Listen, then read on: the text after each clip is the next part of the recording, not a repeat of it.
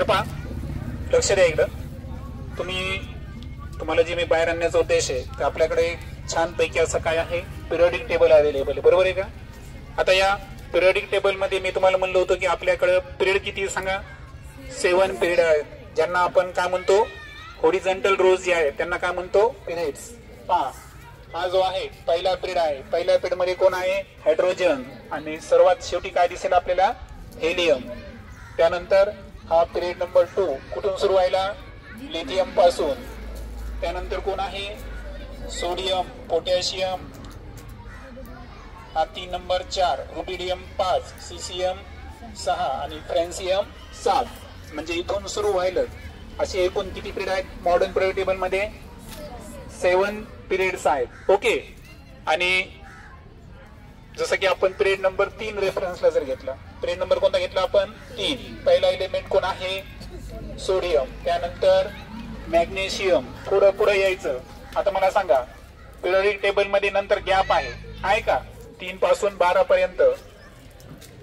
नंतर कोण आहे, पिरियड नंबर 3 मध्ये aluminium, silicon, phosphorus, sulphur, chlorine आणि आर्गॉन, बरोबर आहे का. हा, आता मला सांगा, पहिल्या पिरियड मध्ये तुम्हाला किती एलिमेंट दिसतात बरं. पहिल्या पिरियड मध्ये हायड्रोजन 1 आहे आणि इकडे कोण आहे, हेलियम. म्हणजे पहिल्या पिरियड मध्ये किती एलिमेंट आहे, फक्त 2. दुसऱ्या आणि तिसऱ्या पिरियड मध्ये सांगा मला, तिकडे 2 आहेत आणि इकडे किती आहेत, 6. 2 आणि 6 किती झाले, म्हणजे पिरियड नंबर 2 मध्ये किती एलिमेंट आहेत, 8. आणि पिरियड नंबर 3 मध्ये सुद्धा किती आहे, 8. तर पहा, लक्षात घ्या, पिरियड नंबर 1 जो आहे ना त्याला शॉर्टेस्ट पिरियड म्हणतात. काय म्हणतात, शॉर्टेस्ट. कारण सर्वात कमी मूलद्रव्य हे कोणत्या पिरियड मध्ये आहे, पिरियड नंबर 1. किती आहेत सांगा, त्याच्यामध्ये फक्त 2. पिरियड नंबर 2 आणि पिरियड नंबर 3 याच्यामध्ये 8 एलिमेंट्स आहेत, बरोबर आहे का. याला म्हणायचं शॉर्ट पिरियड्स. काय म्हणायचं याला, शॉर्ट पिरियड्स. त्यानंतर पिरियड नंबर 4 कडे येऊ आपण.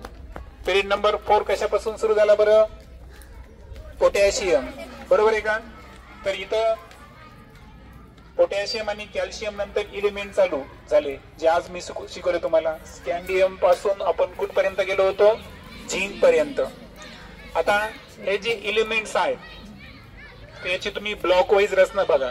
मी तुम्हाला म्हणलो होतो पिरियड नंबर 1 आणि पिरियड नंबर 2 यांना कोणते एलिमेंट्स म्हणायचं आहे, एस ब्लॉक. त्यानंतर पिरियड नंबर 3 पासून तर पिरियड नंबर 12 पर्यंत जे मूलद्रव्य आहेत त्यांना काय म्हणायचं, आणि मी तुम्हाला फॉर्म्युला सांगितला होता, n-1d.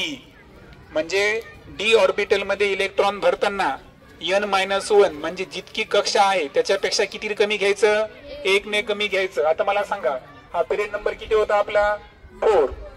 मग इलेक्ट्रॉन भरताना आपल्याला 4थ्या कक्षेत भरायचं आहे का, नाही. डी ब्लॉक मध्ये जेव्हा इलेक्ट्रॉन ऍड करू तर फॉर्म्युला काय आहे, n-1.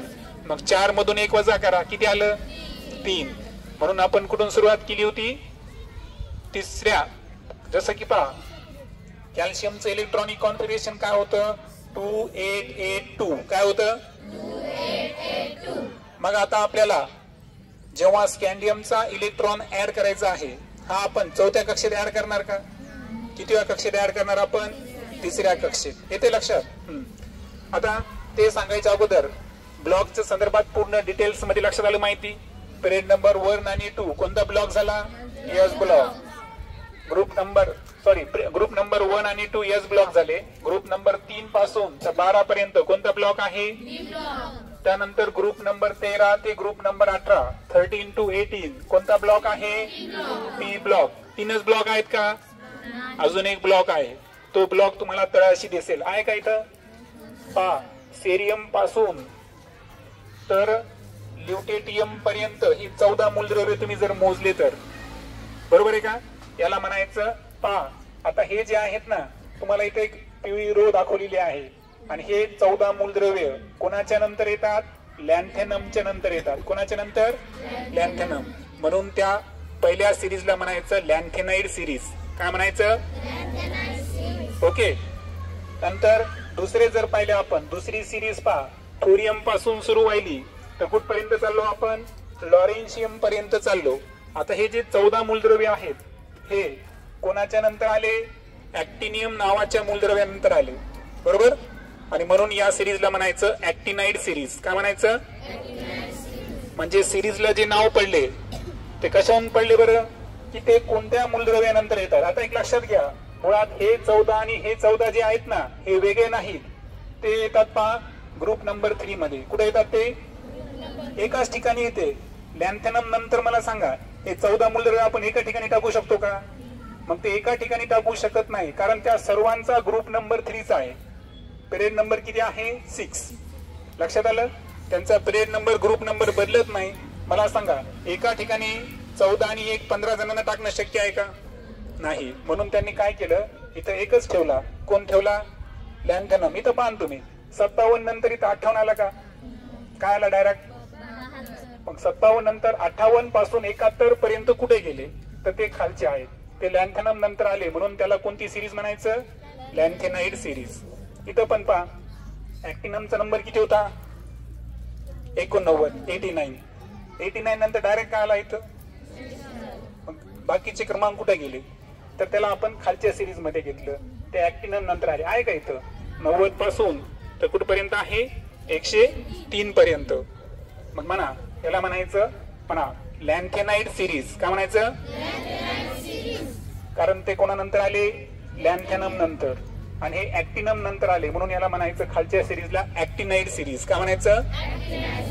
आणि हे 14 आणि 14 किती झाले एकूण? 28. आणि या 28 ला एक सेपरेट नाव आहे, ते नाव मला इथे दिसत नाही, पण तुम्हाला माहिती आहे ते कोणता ब्लॉक आहे? Yes block. काय आहे? एफ सॉरी, कोणता ब्लॉक आहे? F block. आता ठीक आहे, आता हे 4 ब्लॉकची रचना तुम्हाला समजली. आता एक लक्षात घ्या, पिरियोडिक टेबलचं आणखीन एक वैशिष्ट्य आहे. काय माहितीये का? एस ब्लॉक जे आहे ना याच्यामध्ये सर्वच्या सर्व एलिमेंट्स हे मेटल आहेत. काय आहेत? मेटल म्हणजे धातू आहेत. डी ब्लॉक मधले सुद्धा मेटल आहेत. त्यानंतर एफ ब्लॉक मध्ये सुद्धा मेटल आहेत. लक्षात आलं? तुम्हाला जर विचारलं मी असे कोणते 3 ब्लॉक आहेत की ज्याच्यामध्ये सर्व मूलद्रव्ये हे मेटल आहेत, मग ते कोणते कोणते आहेत? एस ब्लॉक, डी ब्लॉक आणि खालचा कोणता आहे? F block. या तिन्ही मध्ये कोण आहेत? मेटल्स. परंतु पी ब्लॉक असा आहे की पी ब्लॉक मध्ये मेटल पण आहेत, मेटॅलॉइड पण आहे आणि नॉन मेटल म्हणजे अधातू सुद्धा आहे. ते वैशिष्ट्य कोणाचं आहे? पी ब्लॉकचं. पहा जसं की आता तुमच्या कलरून लक्षात येईल. पहा इथं त्यांनी काही सिम्बॉल दाखवलेले आहेत. पहा इथं आहेत का? मेटॅलॉइड्स नाव आहे. पहा मेटॅलॉइड्स म्हणजे काय बरं? धातू आणि अधातू दोन्हींचे जे गुणधर्म दाखवतात त्यांना काय म्हणायचं? मेटॅलॉइड्स. ते कोण आहेत? म्हणा silicon, germanium, arsenic, antimony, tellurium, polonium. हे सर्वच्या सर्व काय आहेत? मेटॅलॉइड्स. आता मेटॅलॉइडच्या बाजूला जे येतात हे सर्वच्या सर्व काय आहेत माहितीये का? Non metal. काय आहेत ते? जसं की क्लोरीन हा सुद्धा नॉन मेटल आहे. तर लक्षात असू द्या, एक साधी माहिती सांगितली मी की जो एस ब्लॉक, पी ब्लॉक आणि एफ ब्लॉक आहे याच्यामध्ये सर्वच्या सर्व मूलद्रव्ये कोण आहेत? धातू आहेत म्हणजे मेटल आहेत. पण एकटा पी ब्लॉक आहे ज्यामध्ये तिन्ही प्रकारचे मूलद्रव्ये आहेत. मेटल पण आहे, नॉन मेटल पण आहे आणि मेटॅलॉइड. आता कॅल्शियमचं इलेक्ट्रॉनिक कॉन्फिगरेशन माहित तुम्हाला? 2882. आता तुम्ही सांगायचं चला आज जे आपण शिकलो स्कॅन्डियमचं किती येईल? 2. त्यानंतर टायटॅनियमचं, vanadium, chromium, manganese, ferrous, cobalt,